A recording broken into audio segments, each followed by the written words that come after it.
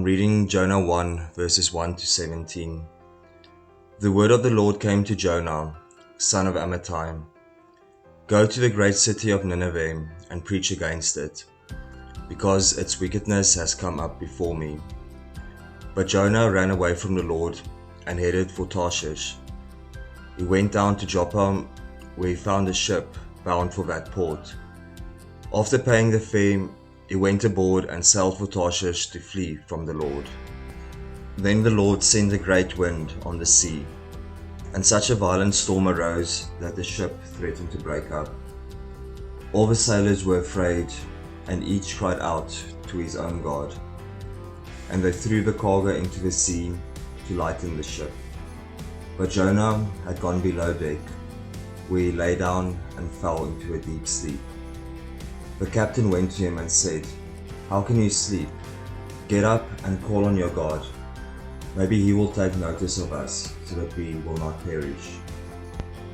Then the sailors said to each other, "Come, let us cast lots to find out who is responsible for this calamity." They cast lots, and the lot fell on Jonah.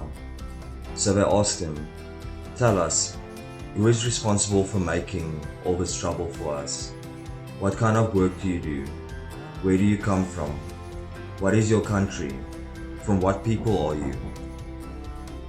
He answered, "I am a Hebrew, and I worship the Lord, the God of heaven, who made the sea and the dry land."